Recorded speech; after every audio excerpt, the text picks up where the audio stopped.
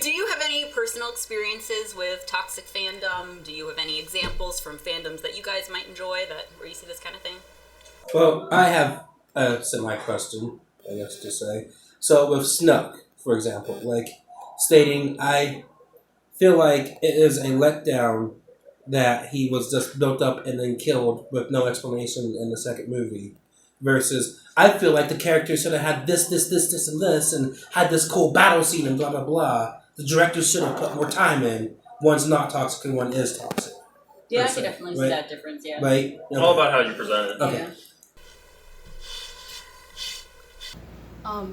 I know, okay, so I'm an avid webtoon user. If anyone's familiar, there's a comment section at the end of every chapter of any webtoon you'll read. And it's open to anyone, it's free.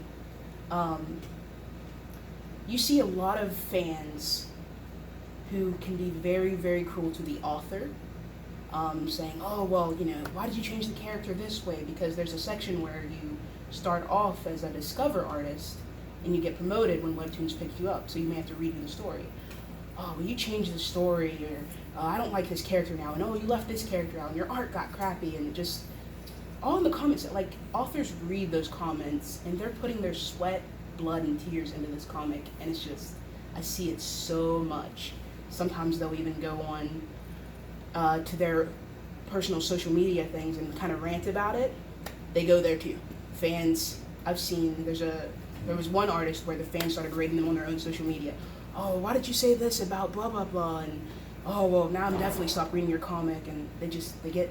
those reminds it. And I think a lot of it is the anonymity of the internet. Just no one feels like they feel invincible because they're behind their screen. Wouldn't you consider that more possessive? Yeah. Because you're trying to control someone else's character, and what I think a lot of people miss out is, well, they're trying to do that character development. I think that's what with The Last Jedi, there was that character development of Luke. Why was Luke gone all of episode 7? And 8 really went into detail of Luke felt like the Jedi were ruining the universe because the Jedi Order were around. There's thousands of Jedis, and they couldn't control it.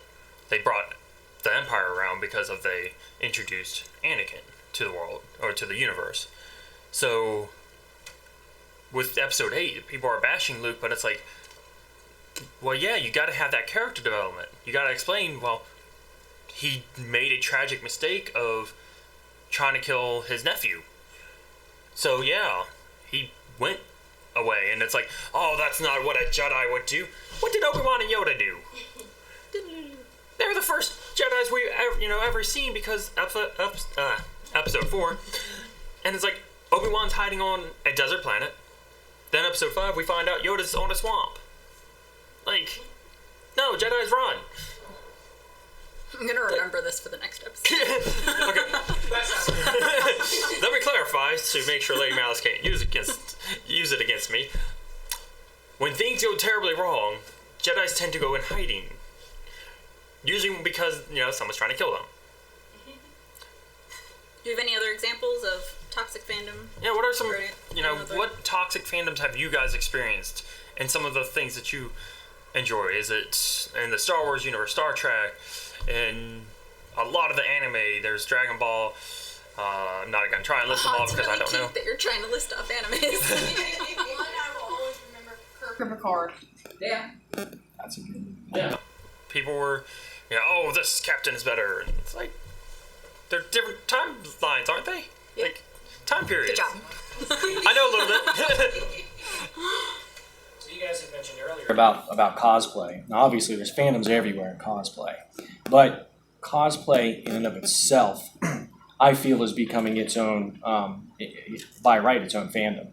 And I've been doing this for about 7-8 years now, and I have seen the wax and the wane of it almost feels like a bullying aspect of it. You guys had mentioned before, oh, well, your cosplay is blocked, and oh, well, you just started, and you should use this and this and this. But that healthy fine line between the two is coming to the conventions and going into these panels. So like you mentioned yesterday, the individual who won expert, her statement of, no, everybody deserved it. And that's kind of what we try to do on the cosplay side, is to make sure that we don't judge you based off of store-bought or based off of your level, because we want to welcome people into the cosplay community. And then we try to set up our own, again, little groups, which might be starting to lean towards the toxic side, because then you do become a little more protective. You know, I don't necessarily want you to be a part of our closet cosplay because we don't like what you're presenting.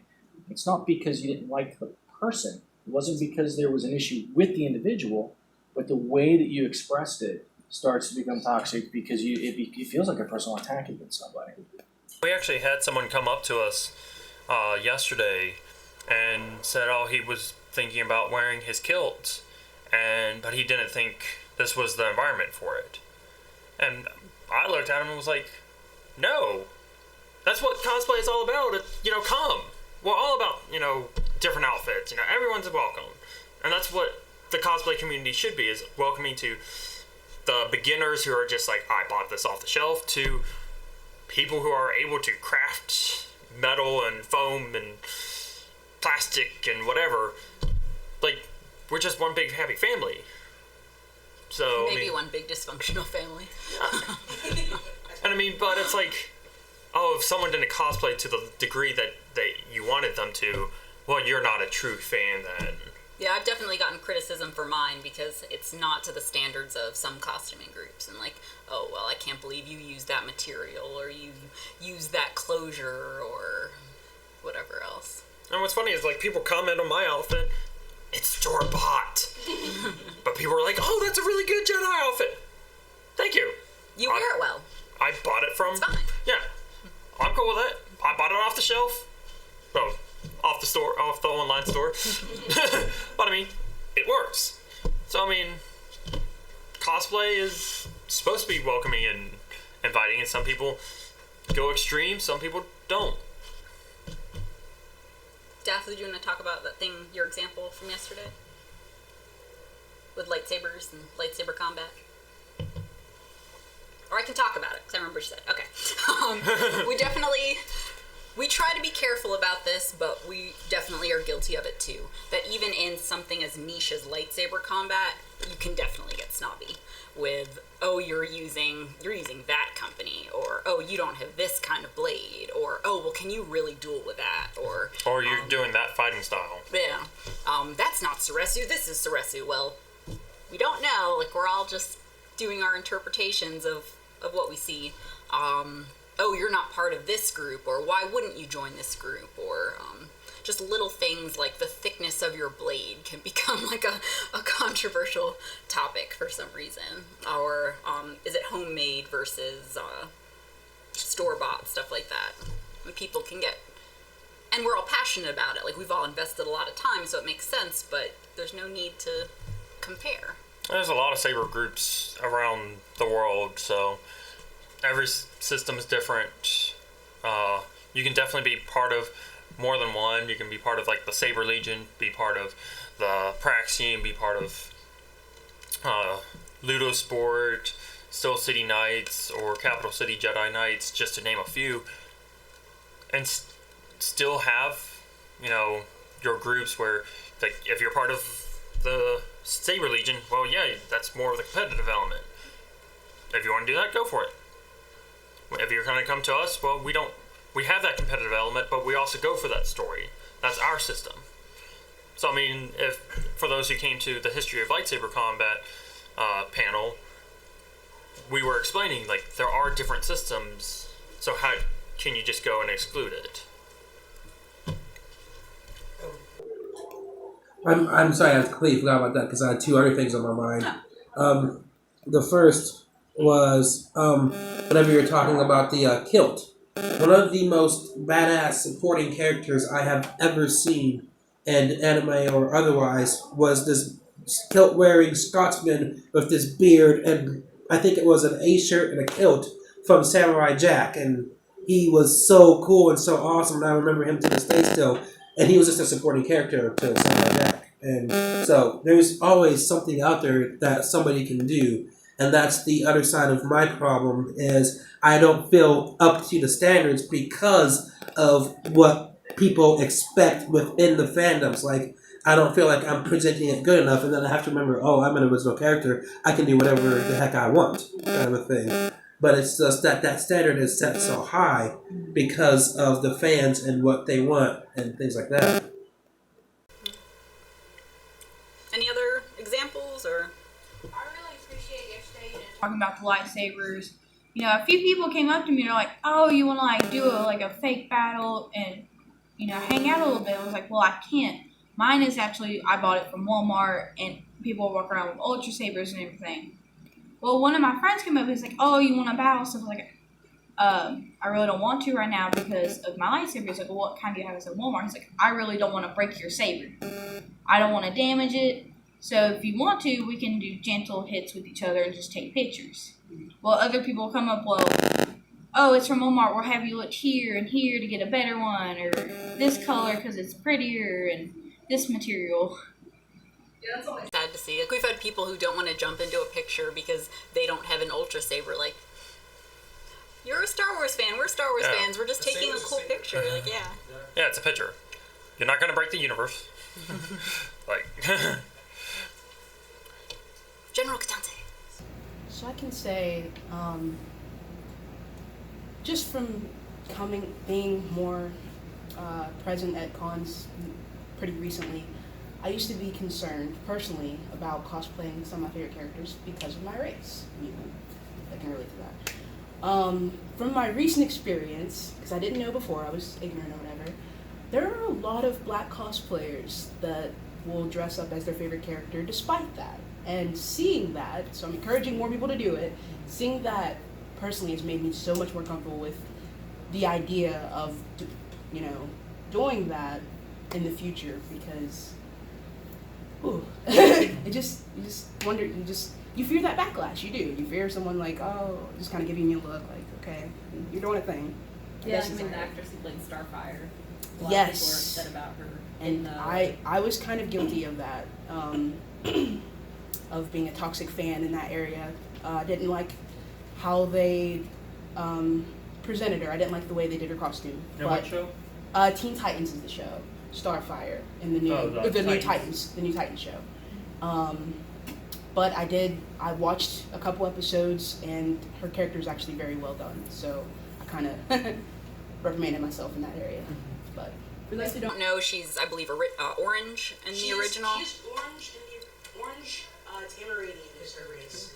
And for some reason, a lot of people felt that meant she was white and not black, but she's orange. Any Earth race. Actually, the same thing with Ahsoka Tano. She's pretty orange. And when people were suggesting that, I'm going to forget her name, and she's awesome.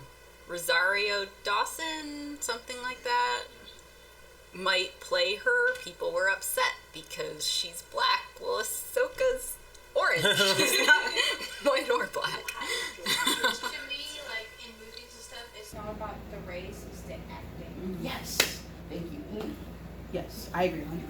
And I want more companies to like embrace that. Like, if you play the role well, it shouldn't matter what you look like. Just do the role. I think. Oh, sorry. Well, I definitely don't face like the race thing very much at all. But with the cosplay thing, with me being a heavy girl, so like for like a while, some of my favorite things, like obviously they're not big people. So, and I'm like, well, I really want to cosplay this, or I really like want to show that I'm a like true fan of that, or blah blah blah, whatever. But and then it was like, well, if I wear that, like people are just gonna like make fun of me because, like, oh, my arm's gonna be hanging out. Like, I don't want people to see my arm or something. But one thing I do love about cons is like, even if you cosplay a lot of times, people are like so nice at cons. So like, I think it was at SubasiCon that I met a girl, and she was like really heavy, like toward my, like, you know, near my size. And she was cosplayed as one of my favorite characters, which is Harley Quinn. And I was like, oh my god, like you did this so perfect. And like it just dawned on me. I'm like, oh wow, it does not matter that she's big and she did that. So like like I said, it's a difference, but I mean it's like similar, you know. So I mean, she felt the same way when we first came. And she did Raven. She was Yeah. she was very stereotypical. Well, last year, the first year I had worn tights to help, hide my legs and everything. Well, last year I decided to go with just the leotard and cape. And one thing that surprised me is people came up and be like, oh my gosh, I love it. I could never wear something like that. I love how proud you are of yourself. I remember seeing you last year, and I was one of those people that were like, Leanna, kudos to her because she was like, look, she did it right. Like, she wanted to look like the character, and she did. Like, I was like, that is awesome. That's awesome to be that confident to just go do whatever you want. So it shouldn't matter, like, what the color of what you like is, or, like, the size of it, or anything. I mean, if that's what you like, by all means, like, be a fan and just go do To it. me, cosplay is if you're having fun. Right. The play part is the important part. Yes. Yeah, like, it's something that everyone should be able to enjoy regardless of race or size or anything. Yeah. And then I like a lot whenever there's they do opposite sex things. Like, I love seeing guys Those do are the so- girl things and the yes. girl do the guy things. Yes. Gender I love it. I mean, it's okay if you want to be like Joker, but you're a girl. Yes. There And shouldn't those- be a problem with A lot that. of those look so awesome. Like, oh my gosh. Or if you want to be Harley Quinn and you're a dude, Yeah. do it. We saw an example of that just walking in this morning. There's a guy, full red mohawk, Misty. Nice. It's like, you do you, man. It was good. Have It fun. was good. I enjoy stuff like that. I've seen some awesome champion cosplay. Well, thank you, everybody. We are running out of time, though, so we got to switch gears soon. But let us know, people on YouTube and Facebook, what's some toxic fandom that you guys have come across? We would love hearing from you guys, so until next time, may the force be with you.